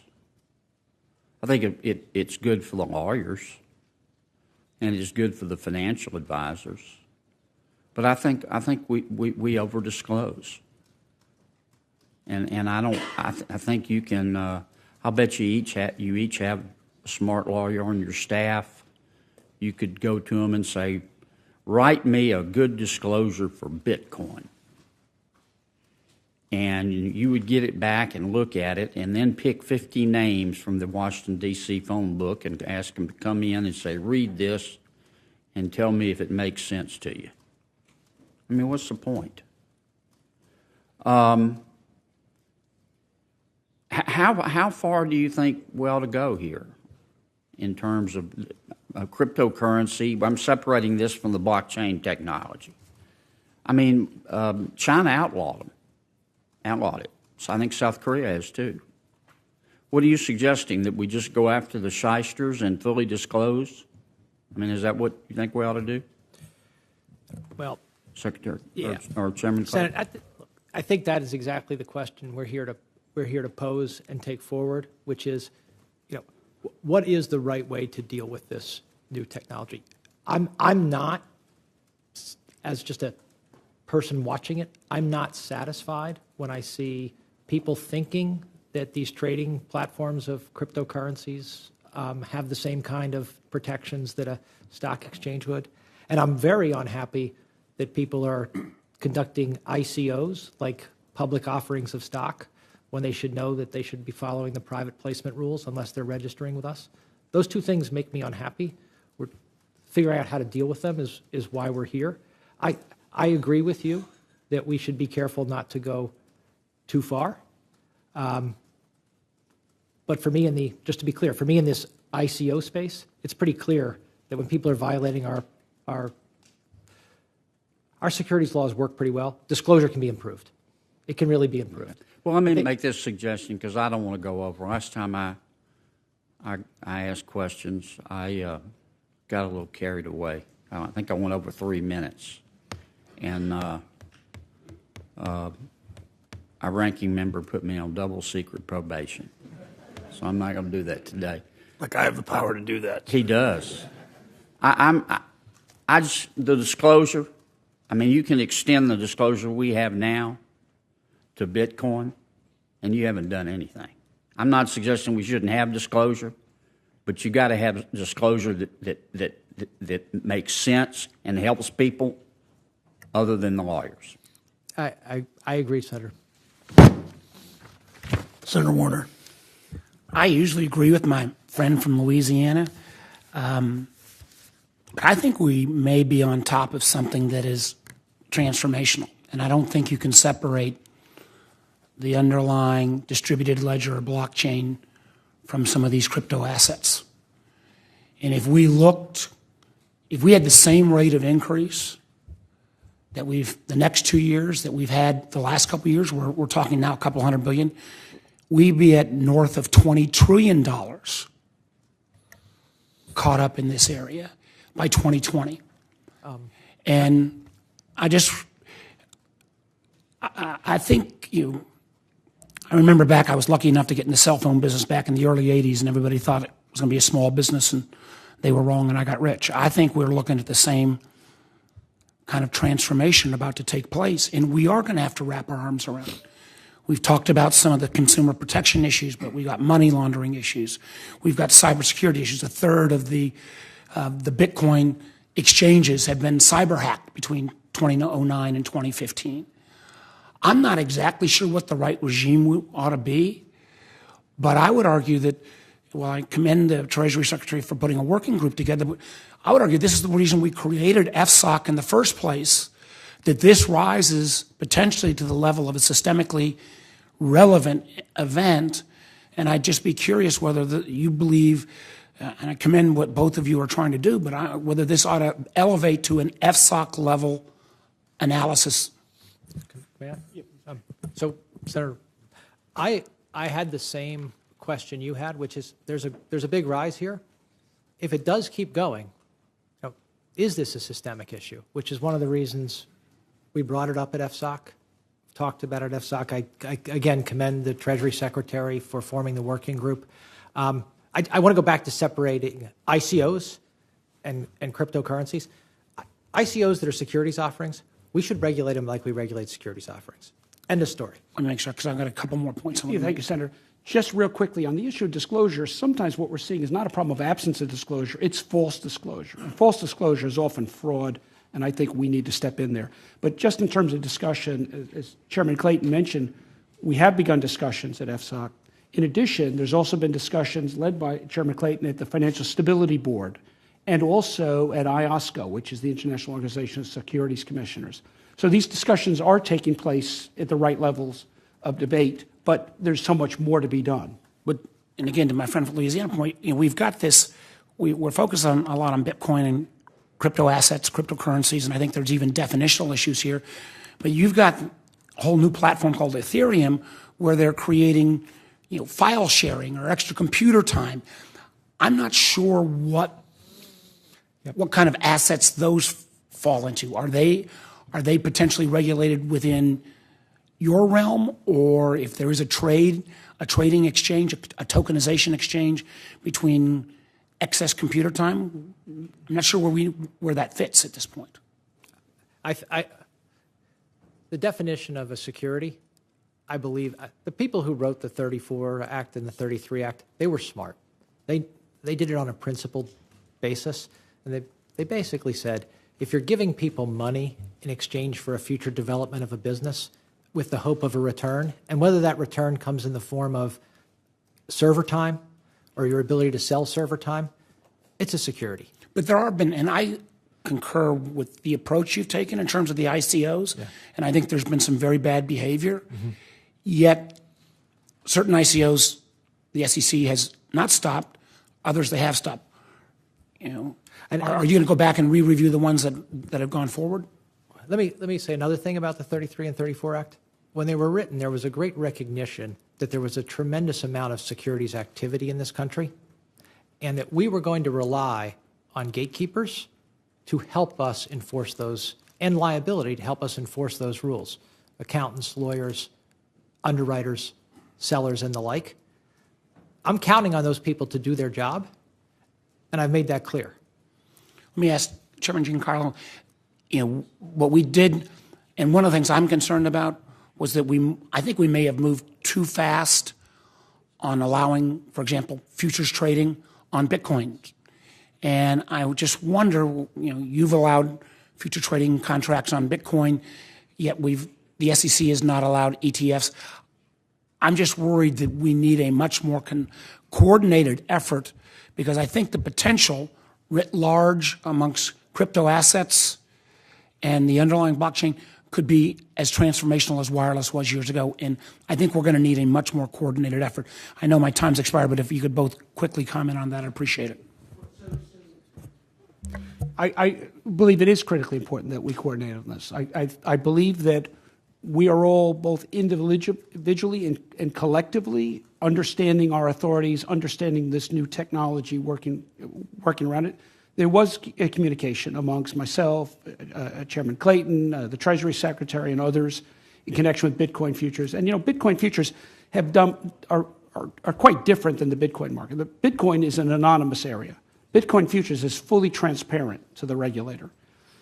Bitcoin retail. Bitcoin futures, mostly institutional and high net worth. Bitcoin futures regulated. Bitcoin futures regulated. Bitcoin unregulated. And with Bitcoin futures, we're now having visibility into underlying spot markets and data from those markets that we would not otherwise have. Completely agree on coordination. Like I said, I break it down into 3 areas. There's this great technology that I agree with you has promise. There are these pure cryptocurrencies, which we need to take a look at across FinCEN, Treasury, CFTC, Fed, and then there are securities offerings that are called ICOs that should be undertaken as securities offerings, consistent with our regulatory regime. Senator Cotton. Thank you, and thank you, gentlemen, for your appearance today. I want to continue on a line of questioning that Senator Warner began. So putting aside Bitcoin or other kinds of cryptocurrencies that are based on blockchain or distributed ledger technology, what are your thoughts on the potential value of that underlying technology of blockchain and distributed ledger technology, both to enterprises and consumers and perhaps to government agencies? It's important to remember that if there were no Bitcoin, there would be no distributed ledger technology. It grew out of that technology initiative. And the potential applications, and by the way, I'm no pie-in-the-sky dreamer. I just report what I read, but the applications range from enormous potential in financial services industry and the banking industry, but right down to the way charity dollars are spent, the way perhaps refugees are accounted for across the globe. There was an article just this morning about the use of distributed ledger technology for 2.5 billion people around the world who don't have access to banking services. One of the areas that, in our own area of agriculture futures, 66 million tons of American soybeans were just handled through a blockchain transaction by the Dreyfus Company for sale to China. So Bitcoin is now being used. It's used in our American transportation and logistics system. And most importantly, the potential of distributed ledger technology for regulators to be able to do really close market surveillance. And if it had been available in 2008, if we had been able to see the counterparty credit exposure of one bank to another bank in real time with precision, that would have enabled much more precise policy choices that had to be made in a rush without good data. So I think distributed ledger technology has got an enormous potential. Now, how it will be realized, when it will be realized, what are the other challenges in it, those we can't say, but the potential seems extraordinary. Thank you. Mr. Clayton?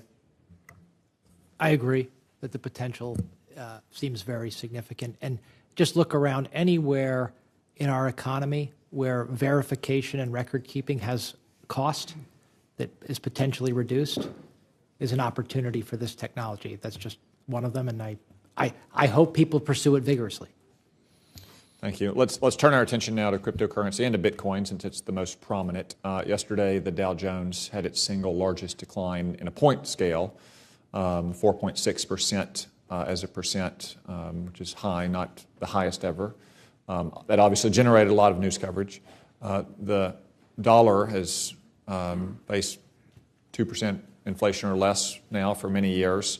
Bitcoin, however, has seen a 32,000% increase in its value over the last 5 years. It's declined by some 60%, I think, in just the last 30 days.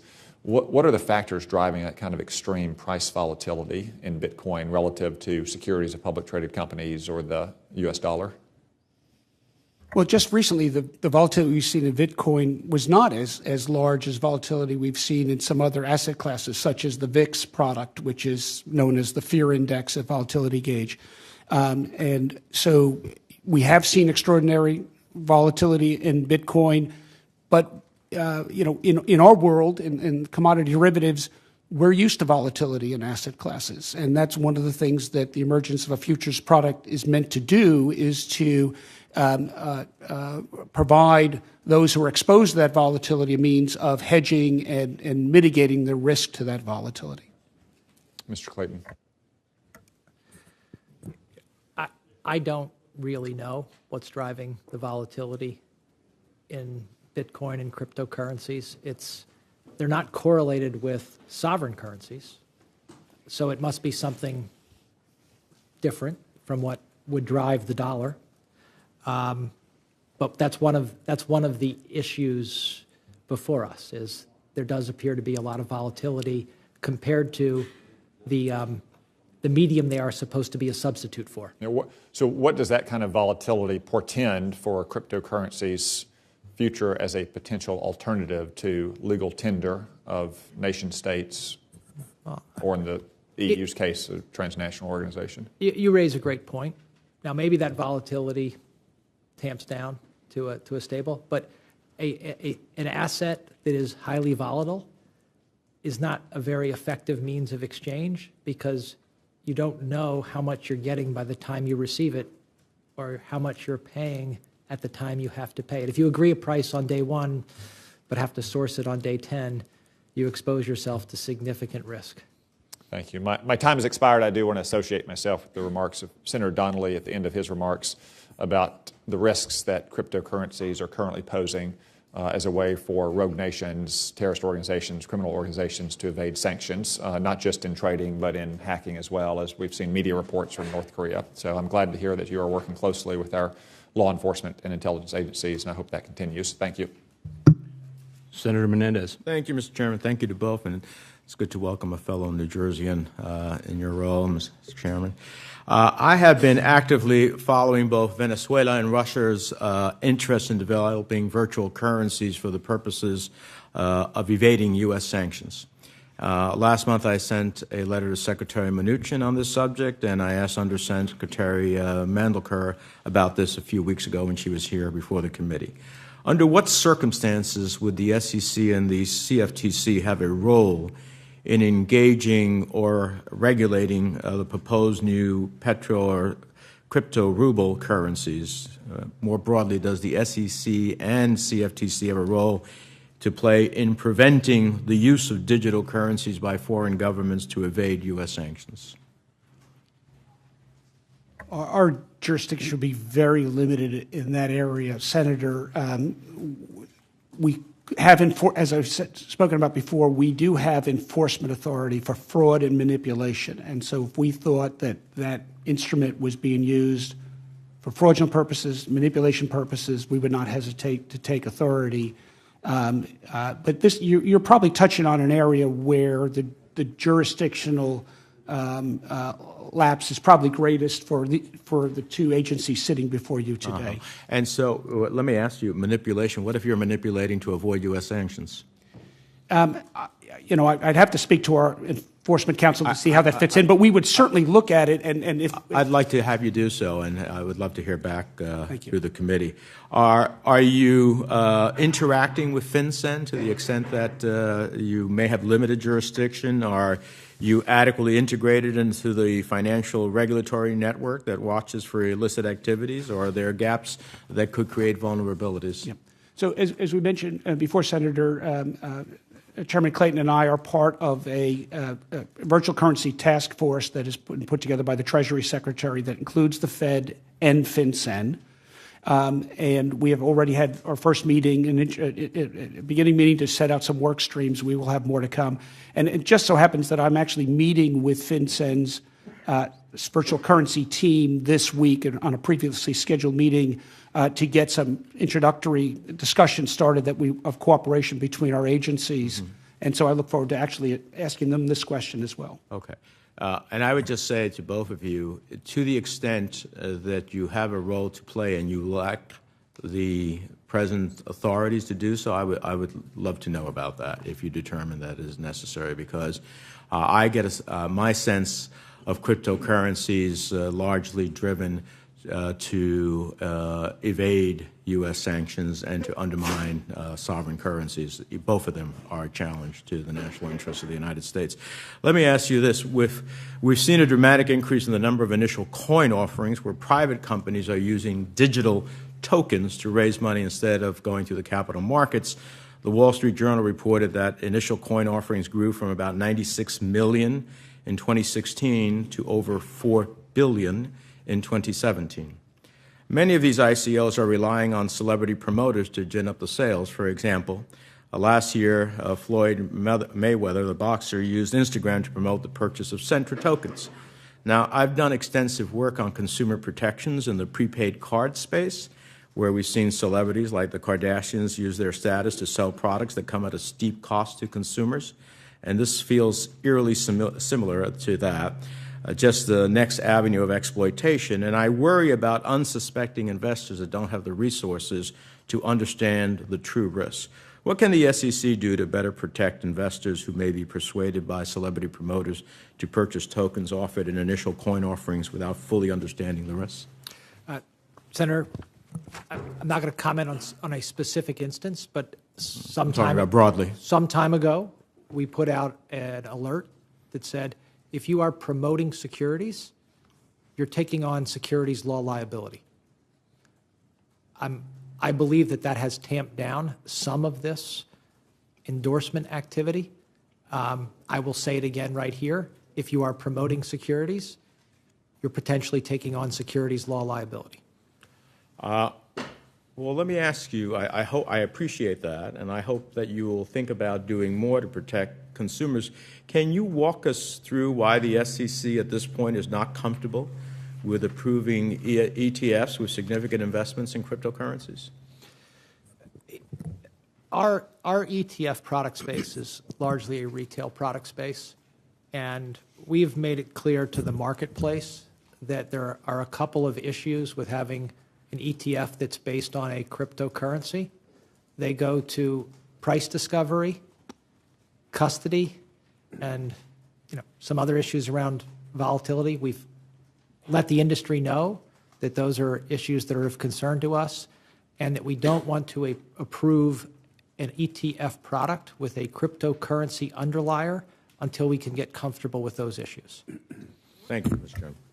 Thank you. Senator Moran. Mr. Chairman, thank you very much. I'm sorry you both have to crane to your next to the left, so hard to have a conversation with me. But I'm delighted to be back on the committee, Mr. Chairman. Thank you very much. Let me first start by suggesting to you that if you have suggestions, I will probably not have the chance to see you in the Financial Services Appropriations Subcommittee before we take a look at FY19. Assuming that we're successful in the next few days on FY18 and budget caps, we'll have an opportunity to reconsider spending levels for FY18. You've made your request through the budgetary process and appearance before our subcommittee, but if there are priorities in which, as we go back to potentially increase funding in any levels of jurisdiction within FSGG, I would welcome your input as to what it is the highest priority.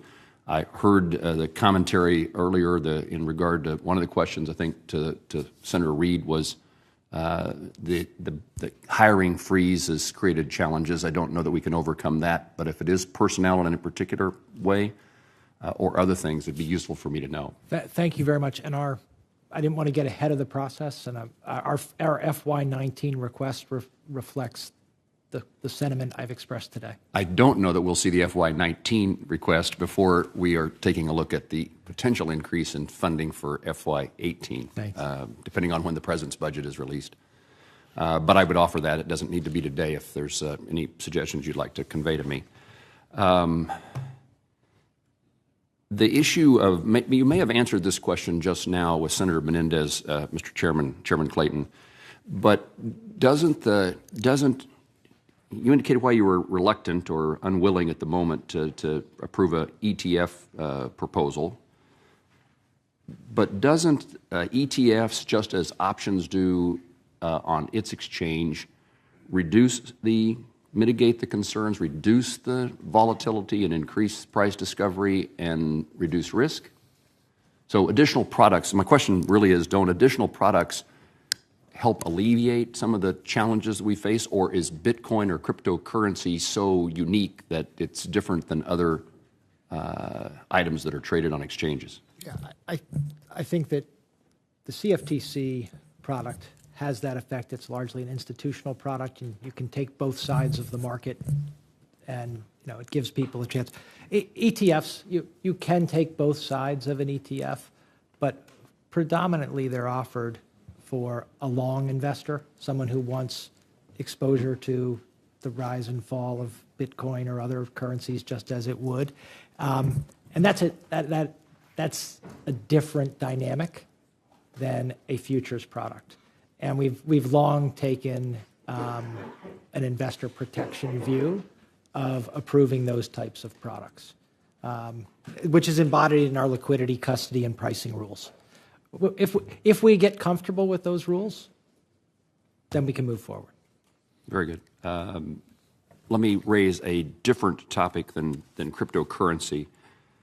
One of the things that I've tried to pay attention to, and often in cooperation with the senator from Mexico, Senator Udall, is trying to modernize our IT system, particularly within the federal government. And you indicated, Chairman Clayton, about the $500 million loss in a Japanese cryptocurrency in your written testimony. We've now passed, as part of the National Defense Authorization Bill, what's been labeled as MGT Act. It's the Modernizing Government Technology. And what it does is create a fund for federal agencies to rid themselves of their legacy technologies and have access to dollars to replace that legacy. It encourages moving to the cloud, again, with the opportunities for us to have better technologies and safer technology systems to reduce our vulnerabilities. I just would encourage you. You have a lot at risk in the safety and security of the data that you hold. And I'd welcome your reassurances that I'm sure you will tell me that you're spending many millions of dollars and working diligently and you have the right personnel in place. But I would guess if we ask agencies of the federal government who have been hacked themselves and whose data has been released, they would have told us the same thing prior to that occurring to them. I'd be, first of all, delighted to be reassured that we will not be reading in tomorrow's paper or next month's papers that there's been a hack at CFTC or SEC. And then secondly, I just would offer you the opportunity to take a look at that legislation and see how it might be of benefit to your agencies and to suggest any ideas that you would have for what Congress can do to further strengthen cybersecurity within your worlds. Thank you. You're welcome. Thank you very much. Mr. Chairman, thank you. Thank you, Senator Cortez Masto.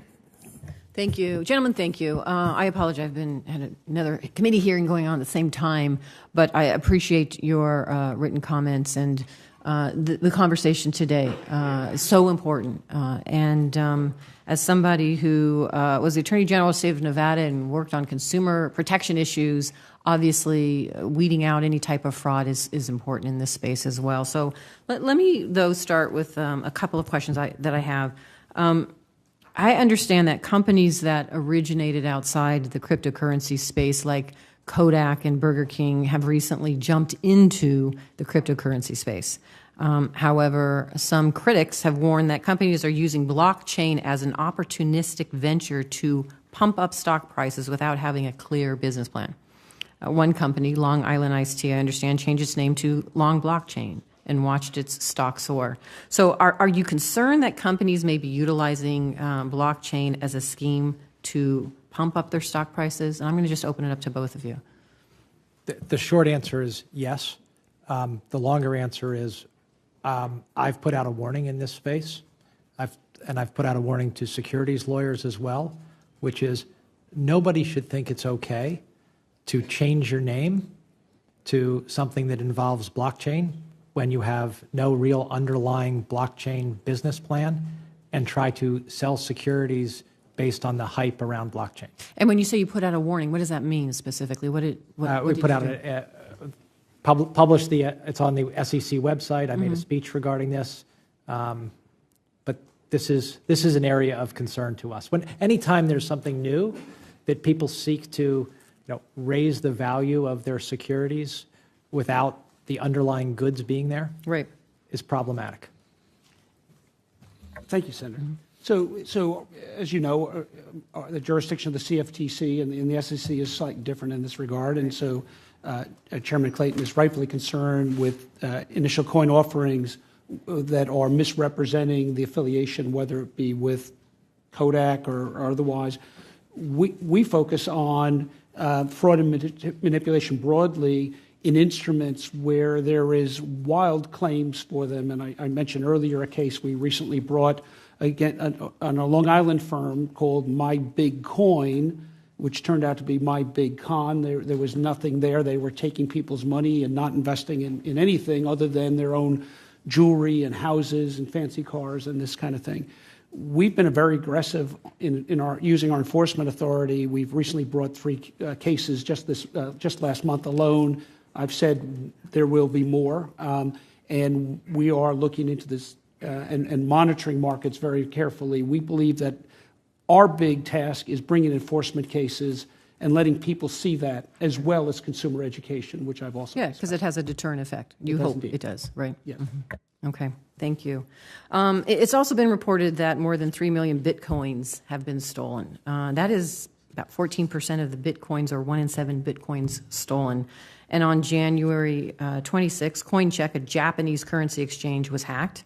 In minutes, 430 million was lost to hackers. This follows another theft of more than 500 million from another exchange, Mt. Gox. If people put money into a stock or bond and it was stolen, they would have help. For example, the federal government is still trying to help investors recover the money stolen by Bernie Madoff.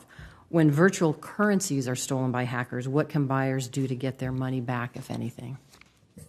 This is a very good point, and it's one that we've emphasized in our investor alerts, that when you engage in investing online with an offshore entity, the chances that we can do anything practical to get your money back are very, very low. In our futures market, for example, we have what we call system safeguards, requirements that futures exchanges have cyber protections in place, and they adopt best practices. For these underlying spot markets, which we don't regulate, we don't have the authority to require them to have cyber safeguards in place. Right. And a lot of these companies are young, they're startups, they're focused on putting what resources they have into developing their technology. And in the case of some of the cases you mentioned, what I understand was the cyber protections just weren't there. Now, I know that the JFSA has been aggressive on this. We've had some conversations with them. We've asked questions, what are they doing about it?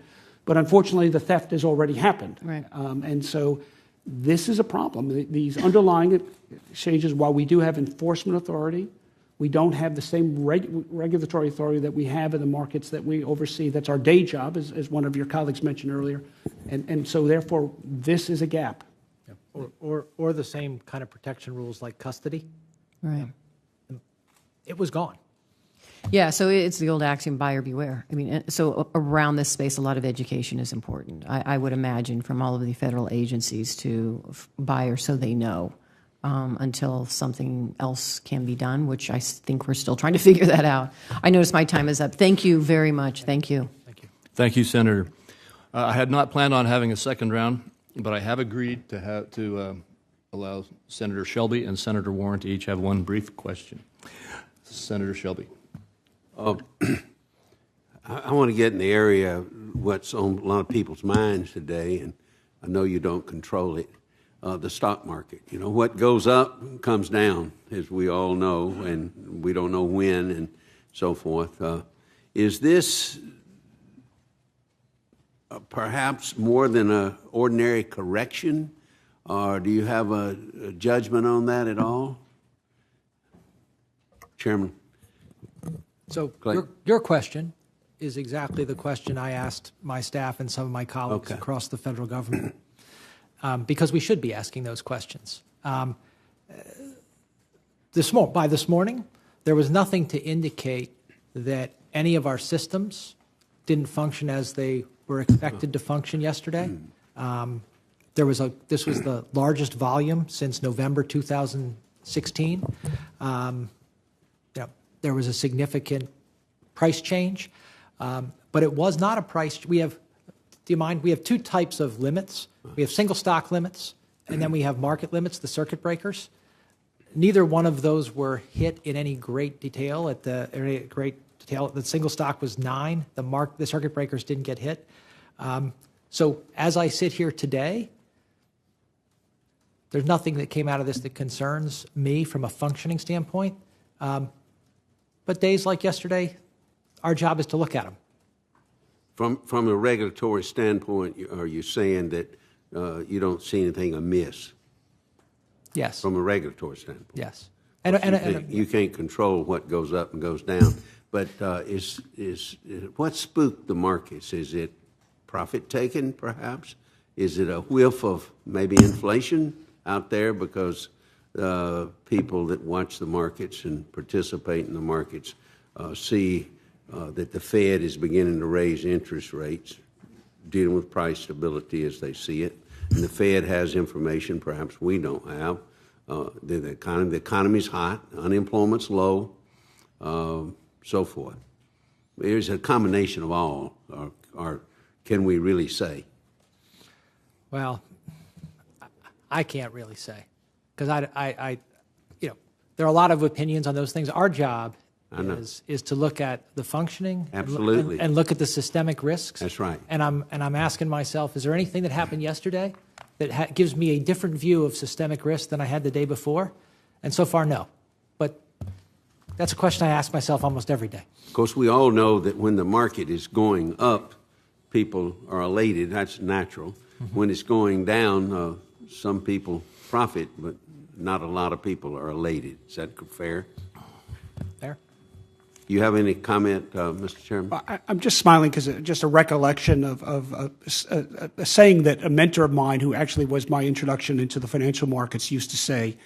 When I would ask him, who was an old hand in the markets, what drove the market up yesterday or down, he'd say, "Oh, it was up. Oh, more people bought than sold. Oh, it was down. More people sold than bought." And we laughed. But what he said to me, he said, when you listen to the pundits and they say, "Well, the market was up yesterday because of this," mm-hmm.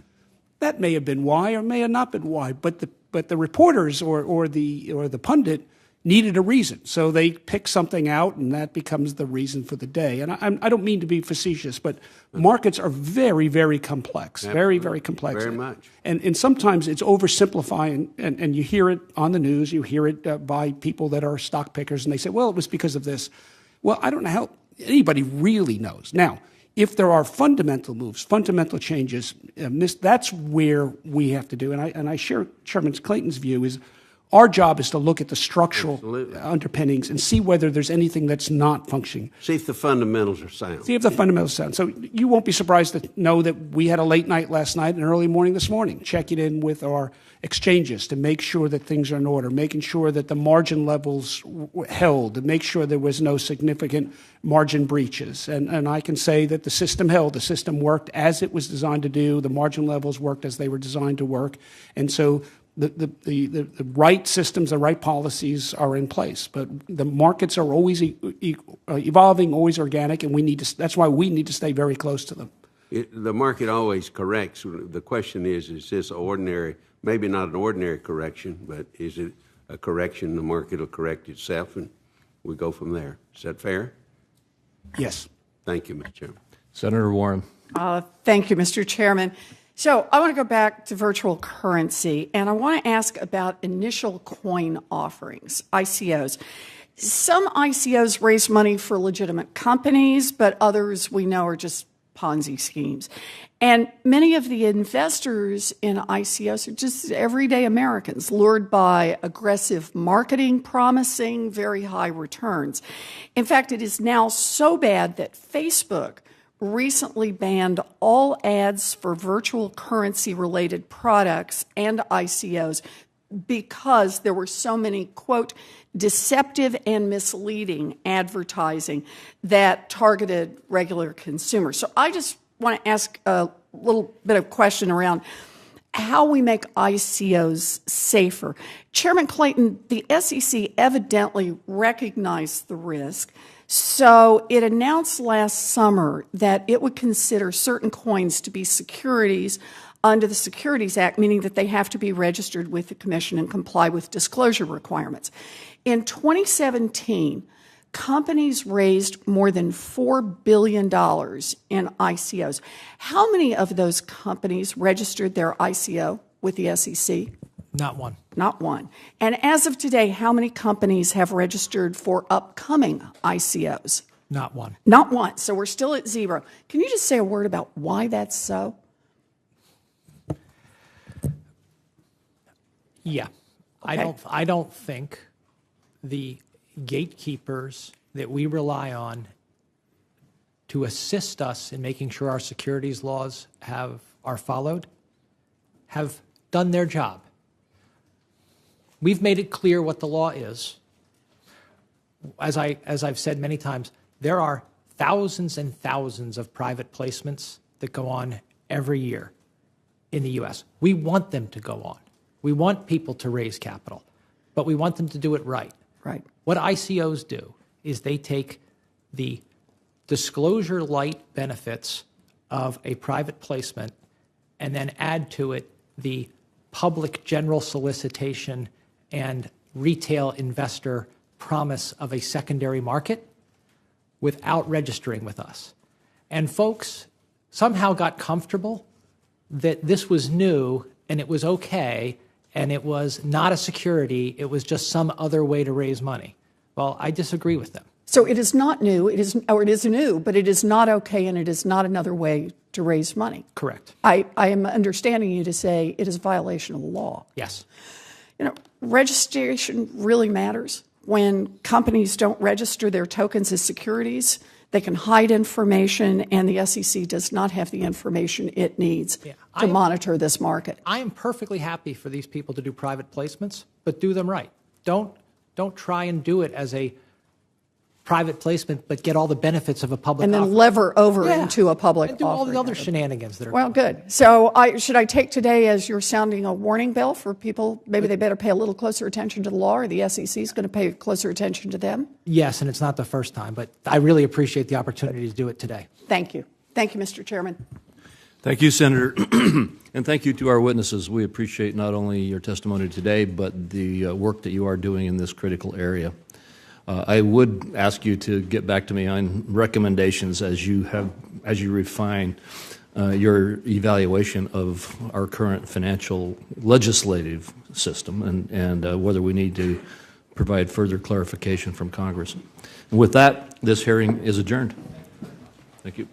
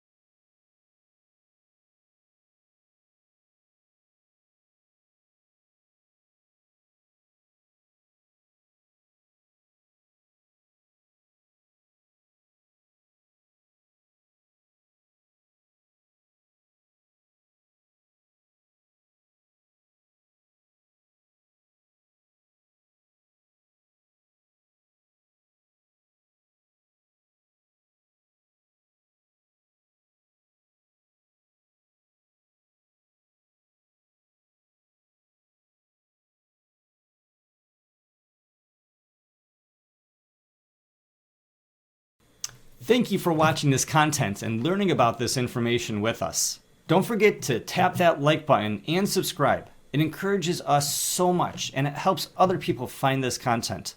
Also, if you're interested in behind-the-scenes access, special rewards, and a direct connection with me and our crypto community, then become our patron at patreon.com/mintingcoins or via our website at mintingcoins.com/join.